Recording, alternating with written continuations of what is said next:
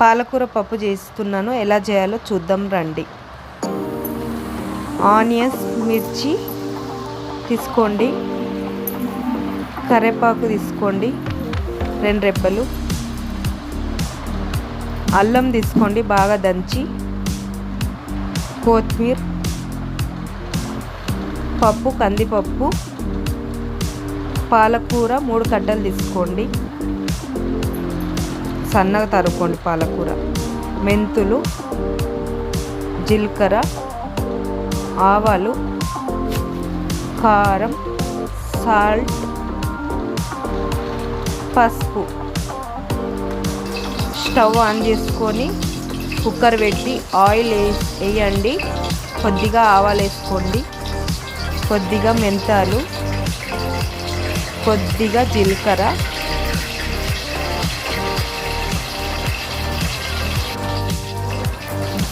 బాగా కలుపుకోండి. రెడ్గా అయ్యేదాకా తాలింపు గింజలు కలుపుకోండి.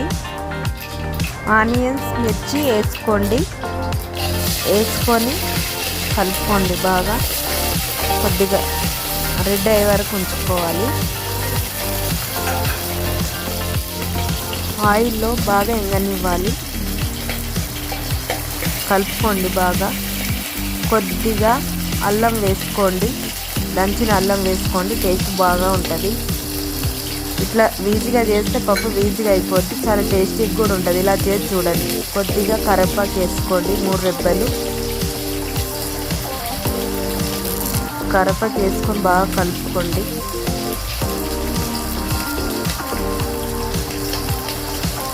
కొద్దిగా ఎక్కువనే వేయండి, పప్పులో చాలా బాగుంటుంది. కరివేపాకు ఎక్కువ వేస్తే టేస్టీగా కూడా ఉంటుంది. కలుపుకోండి బాగా. కలుపుకొని నేను చెప్పినట్టు చేయండి, చాలా టేస్టీగా ఉంటుంది. పోపులో కొంచెం నెయ్యి కూడా వేయండి, కొద్దిగా పసుపు వేయండి, కొద్దిగా సాల్ట్. ఉల్లిపాయలు ఉడుతుంది, సాల్ట్ కంపల్సరీ వేయాలి. ఉల్లిపాయలు లేకపోతే పిచ్చి పిచ్చిగా ఉంటాయి.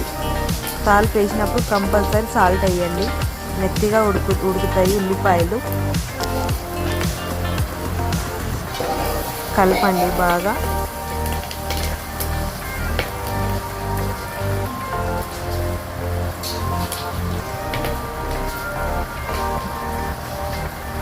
ఇప్పుడు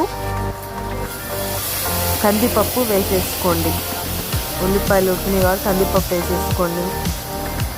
మొత్తం వేసేసుకొని కలుపుకోండి. తర్వాత పాలకూర వేసేసుకోండి.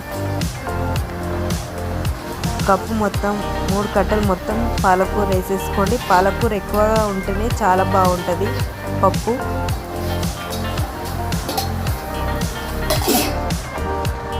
కలిపేసుకోండి ఒకసారి.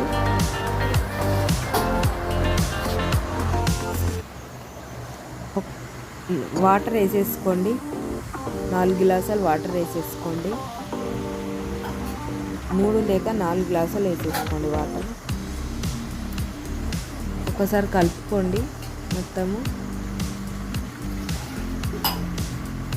ఇంకొక గ్లాస్ వేసేసుకోండి. కొంచెం తక్కువ అనిపించినాయి వాటర్, అందుకే ఇంకొక గ్లాస్ యాడ్ చేస్తున్నాను.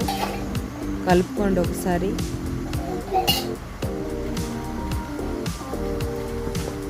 కలుపుకున్న తర్వాత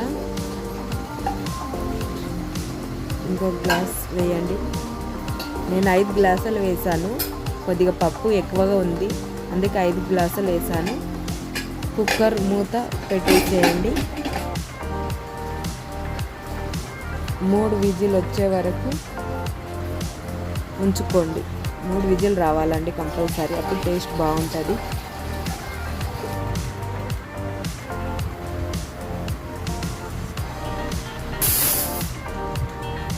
ఒక విజిల్,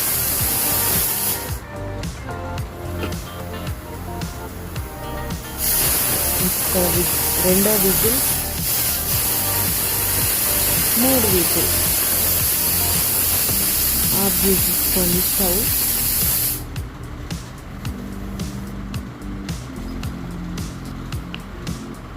చింతపండు కొద్దిగా వేసుకోవాలి లాస్ట్లో. కొద్దిగా చింతపండు వేసుకోండి, రసం వేసుకోవాలి, చింతపండు అలాగనే వేయకూడదు. నేను చూపించిన చింతపండు బాగా పిసికి కొద్దిగా వేసుకోండి. స్టార్టింగ్ వేయకూడదు, పప్పు టేస్ట్ అవ్వదు, లాస్ట్లో వేసుకోవాలి. మనం తాలింపు పెట్టాం కాబట్టి ఇంకా ఇది ఒక 5 నిమిషాలు ఉంచి పప్పు దించేయాలి. సాల్ట్ వేయాలి తగినంత సాల్ట్ వేసేసేయండి. వేసి బాగా కలపండి.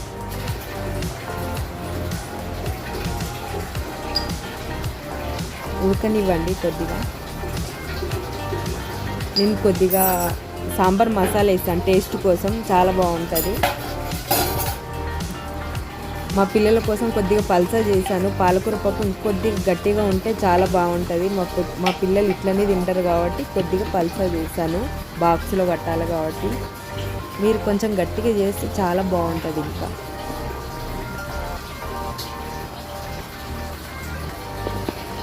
కలుపుకోండి ఒకసారి, మసాలా వేసాను కదా, కలుపుకోండి బాగా.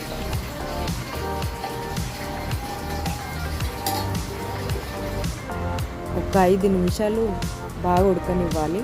ఉడికిపోయింది పప్పు. కొత్తిమీర వేసేసుకుంటున్నాను. అయిపోయింది. టేస్టీగా పప్పు రెడీ అయిపోయింది ఫ్రెండ్స్.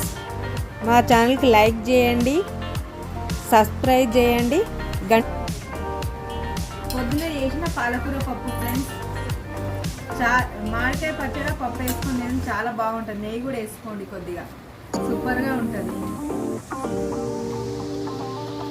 పప్పు అయితే చాలా ఎన్ని ఉంది, చాలా టేస్ట్గా ఉంది. నేను ఎట్లా చెప్పినా అట్లా చేసుకోండి ఫ్రెండ్స్. Thank you. ఈజీగా అయిపోతుంది నేను చెప్పినట్టు చేసుకుంటే. చాలా టేస్ట్గా, చాలా బాగా అయింది. కొద్దిగా నెయ్యి మామిడికాయ పచ్చడి వేసుకొని తినండి. గంట కొట్టండి, సబ్స్క్రైబ్ చేయండి, గంట కొట్టండి. చాలా బాగుంది ఫ్రెండ్స్.